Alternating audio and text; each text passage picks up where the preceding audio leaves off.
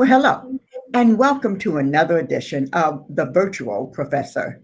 I'm Dr. Maxine Bryant, and it is my desire to help educate people around the country and perhaps even around the world about the criminal justice system, social justice, and contemporary issues that face us as a people.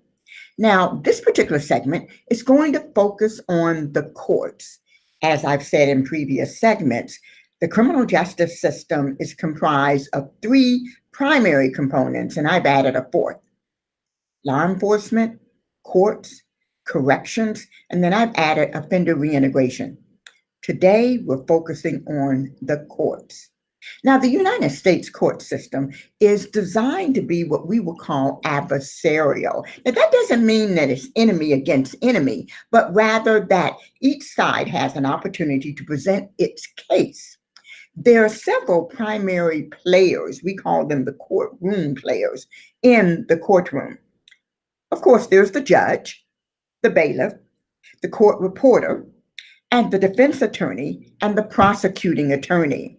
Now, a lot of times people believe that the defense attorney and the prosecuting attorney are enemies. They're enemies to each other. Not necessarily so.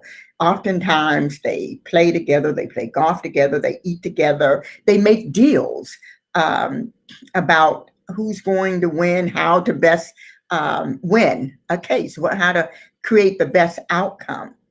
In the United States, if you will notice, when a person is found not guilty, you notice they're not found innocent. They're found not guilty, because in our system, it's not necessarily about guilt or innocence. It's about who presents the best case. Many of us think and believe that we are innocent until proven guilty in the United States. Actually, that's not a constitutional right. It's inferred. But think about it. If a prosecuting attorney really believed when they come into the courtroom that the defendant is innocent, they wouldn't go after the defendant so hard. They come into the courtroom believing that the defendant is guilty. So let's then talk about the process. First, there's an initial appearance before the judge. That's where the individual is notified of their charges, and they enter a plea, either guilty or not guilty, or no contender, which means that they're not going to contend or say yes or no, guilt or innocent. Bail is set at that time. In our system in the United States, bail is a financial way to stay out of jail, basically. People who don't have money for bail often have to stay in jail until their case is heard. In some states, for example, Nevada, you can put up your home as opposed to bail or some other type of collateral. The bail system is thought to be faulty, largely because people who have money can bail out. People who don't have money can get lost in the system easily. Another thing that can happen at any point through the process is that of plea bargaining. Now, oftentimes, the prosecuting attorney will put a plea on the table, so to speak, so that the defense attorney can talk to their client about it and decide if it's a good deal or not. Overwhelmingly, the larger part of our court cases are settled through a plea bargaining process. Very few, in comparison, actually make it to court. Court takes time, court takes money. Plea bargaining can present a win-win for all people. I often advise people not to take a plea. At least that's been my position for many years. I'm beginning to change that only because what we're finding is people who decide to use their rights and go through the system don't always get the outcome that they want or that they deserve. Another thing that can happen, that happens if the person decides not to take a plea bargain, is the jury selection. The jury selection is actually called bondoir, which is Latin for speaking the truth. And it's the process for the prosecuting attorney and the defense attorney to select individuals who are most likely going to be empathetic towards their position. And each side gets what we call preemptory challenges, where they can strike a potential juror for no reason. They don't have to have a reason. There are people who actually study juries and advise attorneys on which jury person is going to be best suited for them. They're called jury analysis. And actually, just a little bit of information here. Um, the TV show Bull, is actually based off of Dr. Phil. Dr. Phil was a jury analyst and actually had a company that does that provides that type of advice and counsel for attorneys. Now, once the jury has been selected, if the person decided not to have a bench trial, which is just a judge, or not to take a plea, then the opening statements start the actual trial process once the jury has been identified. The prosecution goes first and then the defense. And let me say this, I need to backtrack a little bit as it relates to the prosecuting attorney. Even before a case goes to trial, oftentimes it goes before what's called a grand jury. And those are individuals who are selected, just regular citizens, to hear just the prosecution's case. The defense doesn't make a case or present. They're not even heard at the grand jury indictment process. Have you ever wondered why oftentimes when law enforcement shoots and kills or harms an individual and they go to a grand jury and the grand jury returns a no indictment? It's because they only hear what the prosecuting attorney gives them or says to them. And so prosecuting attorneys, law enforcement, same side of the table, they're not going to present evidence necessarily that's going to make law enforcement look bad. They're only going to present the information that makes law enforcement look good in those cases. When a prosecutor really wants to go to trial, they can present information to the grand jury that almost guarantees it's going to go to trial. Vice versa. They don't want it to go to trial. They won't present that kind of information. So our justice system is not necessarily equitable in that way. Let me get back to the opening statements. Prosecution goes first, presents their case in the opening statement, and then they're followed by the defense. Then each side brings forth witnesses and evidence to present and bolster their case. Again, I want to remind you, at the conclusion, when the jury issues their findings, it's not a case of guilty or innocence, it's guilty or not guilty. At that point, once the jury has indicated what their findings are and what their conclusion of the whole matter is, it's up to the judge for sentencing. Now, there are sentencing guidelines that monitor how long a person can be sentenced for. Now, I like Bill Clinton.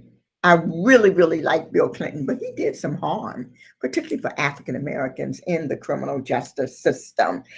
Through Bill Clinton, he mandated 3 strikes you're out sentencing. If you've already been convicted of 3 low-level felonies, on that 4th one, if you're convicted again, mandatory minimums come into place. You're going to be serving at least 25 years or more. He also instituted mandatory minimums, right? Where you're going to serve a significant part of your time, and the option of being paroled out early is reduced or taken away in many cases. So what that led to was a lot of people serving a long time in prison for lightweight crimes. That's exactly how we got to the place where we are now, where the United States of America is leading the world in mass incarceration. Hopefully you've learned a little bit about the court system today. Next week, we're going to be talking about the aftermath of the courts. What happens with corrections? Again, this is Dr. Maxine Bryant. I am your virtual professor. Take care, and at the bottom of the screen is information on how you can get in contact with me and get more information. Have a good day. Well, hello again, and welcome to the Virtual Professor. I'm Dr. Maxine Bryant, and it is my pleasure to use my education, my skills, my knowledge to educate you about the criminal justice system. Let's have conversations about social justice and about contemporary issues that face our nation and, in fact, the world. So we've already talked about law enforcement and courts, and today we're going to focus our attention on corrections. Now, actually, corrections is one of my favorite topics as it relates to the criminal justice system. Corrections is indeed the third component of the criminal justice system. Now, the United States holds 2 billion people in correctional facilities throughout our country. That's interesting because we only hold about 5% of the world population and over 20% of the world's prisoners. Now, there's an organization called the Pew Study of the States. They put out a report in 2008 that told us that 1 out of every 100 persons is behind bars in the United States. Wow. Now, that number is declining, okay? We are getting better, but that number is way too high. And a lot of it has to do as a direct result of the war on drugs. I'll talk about that in a moment. So let's first clarify some things. There is a difference between jails and prisons. Now, oftentimes you hear those words interchangeably. They're not one and the same. If a person is sentenced to jail, that means they've committed a misdemeanor or a low-level felony, and they're only serving 1 year, up to 1 year. Right? 365 days. If they're sentenced to prison, that means they have been convicted of a felony and going to serve time for 1 year or more, like 366 days or more, right? Now, another way a person can end up in jail, and actually the larger part of the jail population, are people who are being held there until their trial. And those are people who, as I said in my last segment, did not make bail or could not make bail. So there's a federal system in terms of corrections, and there's also the state. In the federal system, which is operated by the Bureau of Prisons, we have several levels of prison, if you will. That's high, like maximum security. That would be similar to that. Medium and low. Then we have minimum, which are like your federal camps. Those are low levels. Martha Stewart, I believe, served her time in a low-level camp, if you will, a minimum security. We also have what we call administrative prisons in the federal system. That's Supermax, right, up in Colorado. That's the prison that is reserved for the worst of the worst of the worst. People spend the majority of their time in individual cells, very little time outside, no time almost at all connecting with other human beings, right? So that's the administrative level. And now you just don't go there any kind of way. You have to have done something rather heinous. Serial killers, mass murderers, someone who has killed a guard in another prison or has been deemed incorrigible in a different prison. That's how you get the Supermax. We also have contract prisons in the federal system, and those are prisons that are privately owned, and they contract with the federal government to actually house prisoners. We'll talk a little bit about that later. Now, on the state system, if you will, of prisons, each state runs their Department of Corrections a little bit differently, but we have maximum prisons, medium, and minimum prisons. Oftentimes, also, states have what's called CCC, Community Correctional facilities, and those are at the federal level too. For example, I used to run and operate a community correctional facility in Michigan, and it was run by or operated by the BOP, Bureau of Prisons. Additionally, you have halfway houses that can be state or federal. And let me talk for a moment about private prisons. Private prisons are sold and traded, rather, their stocks on the open market. And so their executive directors, their administrators, top-level administrators, are making money hand over fist. One of them, which used to be Corrections Corporation of America, CCA, is now called Core Civic. In 2017, their revenue was $1.77 billion. That was up from $280 million in 2000, right? Another well-known private prison group is called the GEO Group, and they are the second largest private prison entity in the United States. In 2011, their net income was $1.61 billion. And get this, they donated heavily to President Trump's campaign. Now, private prisons are in the business for money. They charge a fee, and if states or the government doesn't fill so many beds, then they have to pay the private prison, right? So it's like usually 85%. And so now think about it. If I contract with a private prison and I know that if I don't keep my beds filled, I'm going to have to pay them, then it behooves me, benefits me to keep prisoners in those facilities. How do I keep prisoners in those facilities? I arrest people all the time to create more of a pool, if you will, to feed the private prisons. I think we as a country need to rethink the whole private prison concept, right? Another thing I want to remind you of is that 85 to 89% of all prisoners are released at some point. They do not die in prison, usually, right?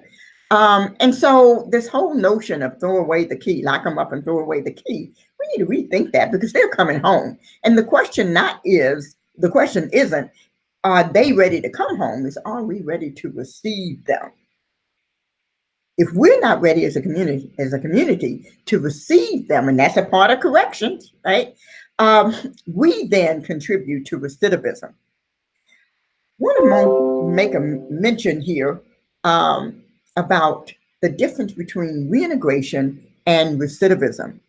Reintegration, let me say, and reentry. Reentry is when a Department of Corrections gives a person $75 and says, okay, here's a bus ticket, go home, don't commit any more crime. Reintegration is when the community is involved in making sure that person becomes a fabric of society and we aid them in their success. Another term I want to introduce you to, this is going to prepare you for our next conversation, and that is desistance. Desistance is the ability of a person to stay away from crime after having been convicted of a crime, really doing some life-changing things. I once thought that, and was taught this actually, that desistance is measured from the time that a person is released from prison until the time they recommit a crime.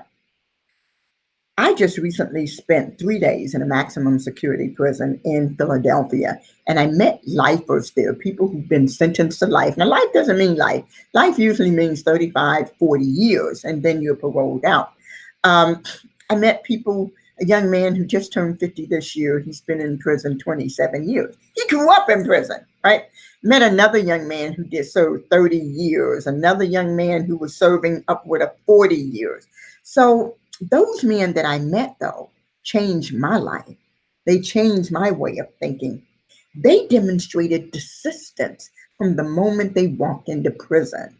There's another word I want to introduce you to that has to do with prison, and that's called prisonization. That's the process of getting acclimated to prison life, and it's necessary to some degree for survival behind bars. I believe these men desisted prisonization. They didn't get caught up in prison life. They didn't let prison life overtake them. As a matter of fact, here's an example real quick. In prison, people get an opportunity to work and make a little bit of money, not much. And so with the particular prison that these young men were in, they had an opportunity to take a job that paid like $1 an hour, which in prison terms is a lot of money. Or regular money is like 19 cents an hour. One young man told me he refused to take the $1 an hour job because he didn't want to become comfortable in prison. So he took the lesser paying job because it was in his mind he was getting out. He was not going to make prison his life. That's an illustration of desistance inside the walls, inside prison. That's enough for now. as you can tell, I'm passionate about the topic. I think I want to invite you to subscribe and to become a part of the Virtual Professor community as we continue to unlock mysteries surrounding the criminal justice system, as we continue to have conversations around social justice, and as we continue to take a look at contemporary issues that are affecting people like you and like me. Thank you for watching The Virtual Professor, and I look forward to staying in contact with you.